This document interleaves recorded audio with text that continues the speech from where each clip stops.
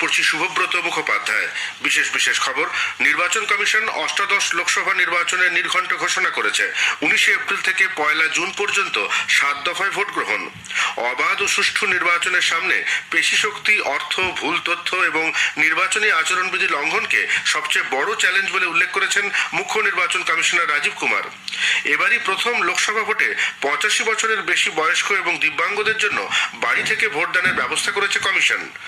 ভারত সব ধরনের ধর্মভীতির বিরুদ্ধে বলে রাষ্ট্রসংঘে ভারতের স্থায়ী প্রতিনিধি রুচিরা কম্বোজ জানিয়েছেন।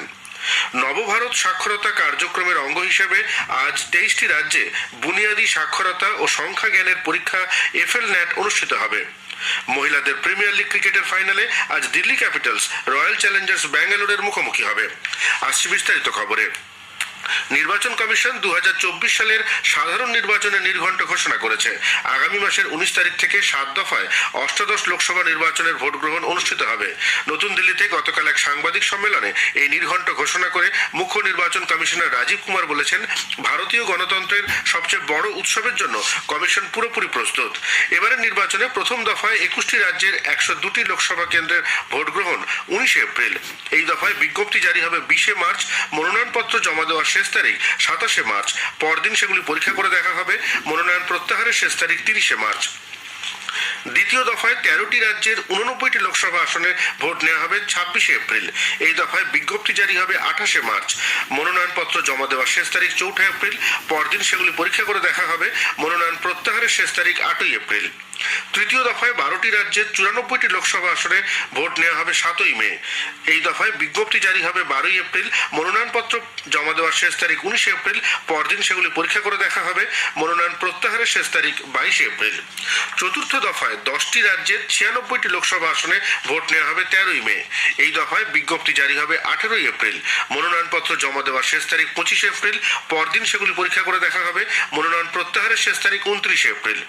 পঞ্চম দফায় 8টি রাজ্যের 49টি লোকসভা আসনে ভোট নেওয়া হবে 20 মে। এই দফায় বিজ্ঞপ্তি জারি হবে 26 এপ্রিল। মনোনয়নপত্র জমা দেওয়ার শেষ তারিখ 3রা মে। পরদিন সেগুলি পরীক্ষা করে দেখা হবে। মনোনয়ন প্রত্যাহারের শেষ তারিখ 6 মে। ষষ্ঠ দফায় 7টি রাজ্যের 57টি লোকসভা আসনে ভোট নেওয়া হবে 25 মে। এই দফায় বিজ্ঞপ্তি জারি হবে 29 এপ্রিল। মনোনয়নপত্র জমা দেওয়ার শেষ তারিখ 6 মে। পরদিন সেগুলি পরীক্ষা করে দেখা হবে। মনোনয়ন প্রত্যাহারের শেষ তারিখ 9 মে। সপ্তম দফায় 8টি রাজ্যের 57টি লোকসভা আসনে ভোট নেওয়া হবে 1 জুন। এই দফায় বিজ্ঞপ্তি জারি হবে 7 মে। মনোনয়নপত্র জমা দেওয়ার শেষ তারিখ 14 মে। পরদিন সেগুলি পরীক্ষা করে দেখা হবে। মনোনয়ন প্রত্যাহারের শেষ তারিখ 17 মে। এবারের নির্বাচনে 22টি রাজ্য ও কেন্দ্রশাসিত অঞ্চলে এক দফায়, 4টি রাজ্যে 2 দফায়, 2টি রাজ্যে 3 দফায়, 3টি রাজ্যে 4 দফায়, 2টি রাজ্যে 5 দফায় এবং 3টি রাজ্যে 7 দফায় ভোট গ্রহণ করা হবে। সর্বাধিক 7 দফায় ভোট গ্রহণ হবে উত্তরপ্রদেশ, বিহার এবং পশ্চিমবঙ্গে।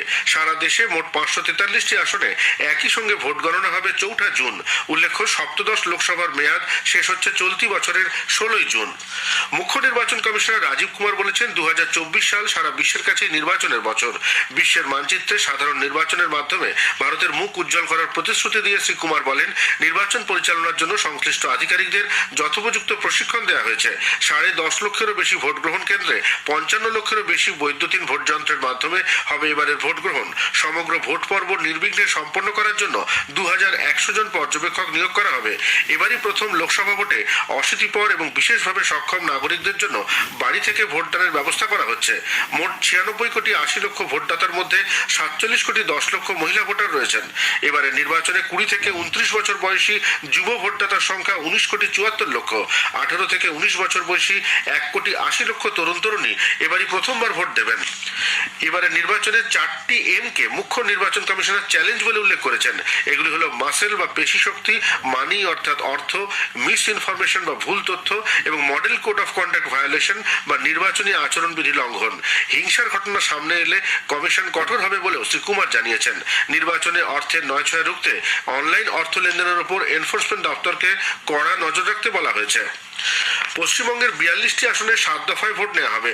19 এপ্রিল প্রথম দফায় জলপাইগুড়ি, আলিপুরদুয়ার, কোচবিহার। 26 এপ্রিল দ্বিতীয় দফায় দার্জিলিং, রায়গঞ্জ, বালুরঘাট। 7 মে তৃতীয় দফায় মালদহ উত্তর, মালদহ দক্ষিণ, মুর্শিদাবাদ, জঙ্গিপুর। 13ই মে চতুর্থ দফায় বীরভূম, কৃষ্ণনগর, রানাঘাট, বোলপুর, বর্ধমান পূর্ব, বর্ধমান, দুর্গাপুর, আসানসোল, বহরমপুর। 20শে মে পঞ্চম দফায় শ্রীরামপুর, বনগাঁ, ব্যারাকপুর, হাওড়া, উলুবেড়িয়া, হুগলি, আরামবাগ। 25শে মে ষষ্ঠ দফায় পুরুলিয়া, বাঁকুড়া, বিষ্ণুপুর, মেদিনীপুর, কাঁথি, তমলুক, ঘাটাল, ঝাড়গ্রাম। 1 জুন সপ্তম দফায় কলকাতা উত্তর, কলকাতা দক্ষিণ, ডায়মন্ড হারবার, যাদবপুর, জয়নগর, বসিরহাট, দমদম, বারাসত কেন্দ্রে ভোট গ্রহণ। লোকসভা নির্বাচনের সঙ্গে 4টি রাজ্যের বিধানসভা নির্বাচনের দিনক্ষণও ঘোষণা করেছে নির্বাচন কমিশন। সিকিম, অরুণাচল প্রদেশ, ওড়িশা এবং অন্ধ্রপ্রদেশে বিধানসভা নির্বাচনের নির্ঘণ্ট প্রকাশ করা হয়েছে। 32 আসনের সিকিম এবং 60 আসনের অরুণাচল প্রদেশে ভোট গ্রহণ 19 এপ্রিল। 175 আসনের অন্ধ্রপ্রদেশ বিধানসভা নির্বাচনে ভোট গ্রহণ 13ই মে। 147 আসনের ওড়িশা বিধানসভা নির্বাচনে 4 দফায় ভোট গ্রহণ করা হবে। প্রথম দফায় 28টি আসনে ভোট গ্রহণ 13ই মে। দ্বিতীয় দফায় 35টি আসনে ভোট গ্রহণ 20শে মে। তৃতীয় দফায় 42টি আসনে ভোট গ্রহণ 25শে মে এবং চতুর্থ তথা শেষ দফায় 42টি আসনে ভোট গ্রহণ 1 জুন। সবকটি বিধানসভা নির্বাচনের ভোট গণনা 4 জুন। লোকসভা নির্বাচন এবং 4 রাজ্যের বিধানসভা নির্বাচনের সঙ্গেই 13টি রাজ্যের 26টি বিধানসভা আসনে উপনির্বাচনের নির্ঘণ্ট ঘোষণা করা হয়েছে। 7 দফায় নির্বাচনের সিদ্ধান্তকে স্বাগত জানিয়েছে বিজেপি। প্রবীণ বিজেপি নেতা প্রধানমন্ত্রী নরেন্দ্র মোদী বলেছেন, নির্বাচনের লড়াইয়ের জন্য তার দল সম্পূর্ণরূপে প্রস্তুত। সোশ্যাল মিডিয়ায় একাধিক পোস্টে শ্রী মোদী বলেন, সুশাসন এবং বিভিন্ন ক্ষেত্রে পরিষেবা প্রদানের রেকর্ডের ভিত্তিতেই বিজেপি মানুষের কাছে পৌঁছবে। কংগ্রেস সভাপতি মল্লিকার্জুন খাড়গে বলেছেন, লোকসভা নির্বাচন ভারতের জন্য ন্যায় বিচারের দরজা খুলে দেবে। গণতন্ত্র বাঁচানোর এটাই সম্ভবত শেষ সুযোগ। আম আদমি পার্টির নেতা গোপাল রায় বলেছেন, তার দল পূর্ণ শক্তি নিয়ে নির্বাচনের লড়াই করবে। তৃণমূল কংগ্রেস বলেছে, বাংলায় 7 দফায় নির্বাচনের কোনো প্রয়োজন ছিল না। দলের মুখপাত্র মন্ত্রী চন্দ্রিমা ভট্টাচার্য গতকাল এক সাংবাদিক বৈঠকে বলেন, নির্বাচন কমিশনের কাছে 1 দফায় ভোট করানোর দাবি জানিয়েছিল তৃণমূল কংগ্রেস। খবর শুনছেন আকাশবাণী থেকে। ভারত সব ধরনের ধর্মভীতির বিরুদ্ধে বলে রাষ্ট্রসংঘে ভারতের স্থায়ী প্রতিনিধি রুচিরা কম্বোজ জানিয়েছেন। রাষ্ট্রসংঘের সাধারণ পরিষদের 78তম অধিবেশনে ইসলাম ভীতি মোকাবিলায় ব্যবস্থা গ্রহণ প্রস্তাবে আলোচনায় অংশ নিয়ে তিনি রাষ্ট্রসংঘকে ধর্মীয় বিশ্বাসের ভিত্তিতে বিভক্ত করার বিরুদ্ধে সতর্ক করে দেন। তিনি জোর দিয়ে বলেন, অধিবেশনে গৃহীত এই প্রস্তাবে যেন কোনোভাবেই ধর্মভীতিকে প্রশ্রয় না দেওয়া হয় বা নির্দিষ্ট কোনো ধর্মের প্রতি বিরূপ মনোভাব পোষণ না করা হয় তা নিশ্চিত করতে হবে। বহুত্ববাদে বিশ্বাসী ভারত সব ধর্মের সংরক্ষণ এবং প্রচারের নীতিকে দৃঢ়ভাবে সমর্থন করে। ইসলামোফোবিয়া মোকাবিলায় রাষ্ট্রসংঘের বিশেষ দূত নিয়োগের বিষয়ে তিনি বলেন, ভারত নীতিগতভাবে একটি বিশেষ ধর্মের নিরিখে এই পদ সৃষ্টির বিরোধী। নবভারত সাক্ষরতা কার্যক্রমের অঙ্গ হিসেবে আজ 23টি রাজ্যে বুনিয়াদী সাক্ষরতা ও সংখ্যা জ্ঞানের পরীক্ষা এফএল ন্যাট অনুষ্ঠিত হবে। কেন্দ্রীয় শিক্ষা মন্ত্রক জানিয়েছে, প্রায় 37 লক্ষ পড়ুয়া এতে অংশ নেবে। অংশগ্রহণকারী প্রতিটি রাজ্য এবং কেন্দ্রশাসিত অঞ্চলের সব জেলায় এই পরীক্ষা অনুষ্ঠিত হবে। পাঠ, লেখা এবং প্রাথমিক গণিত নিয়ে মোট 150 নম্বরের পরীক্ষা নেওয়া হবে। নতুন জাতীয় শিক্ষানীতির উপর ভিত্তি করে আঞ্চলিক ভাষায় পরীক্ষা নেওয়ার সিদ্ধান্ত হয়েছে। উল্লাস নবভারত সাক্ষরতা কার্যক্রমের আওতায় পরিচালিত প্রশিক্ষণের মূল্যায়নে এই পরীক্ষা অত্যন্ত গুরুত্বপূর্ণ। সন্দেশখালীতে ইডি আধিকারিকদের উপর হামলার তদন্তে নিজাম প্যালেসে দীর্ঘ 9 ঘন্টা জেরার পর সিবিআই শেখ শাহজাহানের ভাই শেখ আলমগীর ও শাহজাহান ঘনিষ্ঠ মাহফুজা মোল্লা এবং সিরাজুল মোল্লাকে গ্রেপ্তার করেছে। তাদের মেডিকেল পরীক্ষা করা হয় গতকালই। দিল্লির অরুণ জেটলি স্টেডিয়ামে আজ মহিলাদের প্রিমিয়ার লিগ ক্রিকেটের ফাইনালে দিল্লি ক্যাপিটালস